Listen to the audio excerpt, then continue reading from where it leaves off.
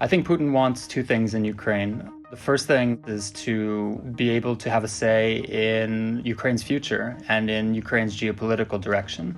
This is a topic that he writes about very often, and his view is that Ukraine and Russia are brotherly nations, that Ukrainians and Russians are very similar or almost alike. It is that they really should be kind of united as a whole. The second thing that he really wants in Ukraine is to keep NATO, the Western military alliance, out of Ukraine and away from Russia's borders. Other countries that border with Russia are already in NATO. These are countries that used to be in the Soviet Union, but the idea of it entering Ukraine is somehow different. It's seen almost as a kind of red line here. And that has a sort of bunch of different origins. One is that there is a security issue. Ukraine has a long border with Russia, but there's also a kind of shared cultural history. Ни одного дюйма на восток, сказали нам в 90-е годы. Ну и чего? Надули. Просто нагло обманули. 5 волн расширения НАТО. Вот о чем речь. Ну поймите же вы в конце концов. Не мы кому-то угрожаем. Мы что ли пришли туда, к границам США? Или к границам Великобритании? Или куда? К нам пришли. So the two major goals for Vladimir Putin is one, to kind of keep Ukraine close to Russia, and number two is to keep Ukraine away from the West.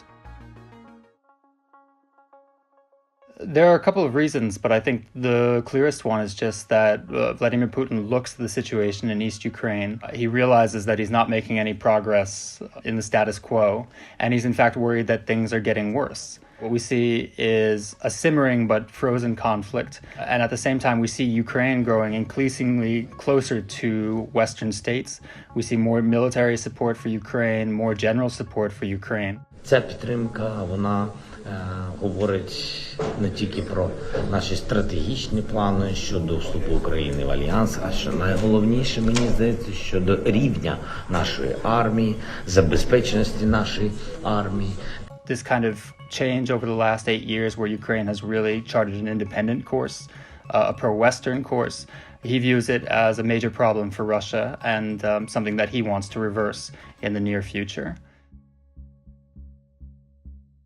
There really are a lot of different scenarios in terms of what Russia wants out of this. One is this idea that it's about territory, and this could either involve just the idea of gaining territories where there are Russian speakers in Ukraine. It could be more strategic, looking at something like trying to create what's called a land bridge to Crimea, so actually having a contiguous kind of piece of land that reaches Crimea. But the second idea is that this is about something broader and about really kind of controlling Ukraine's future. And one issue is that even taking new territory doesn't really give Russia a veto over what happens in Ukraine next. So it is possible that there's a kind of a broader goal in everything that's happening right now.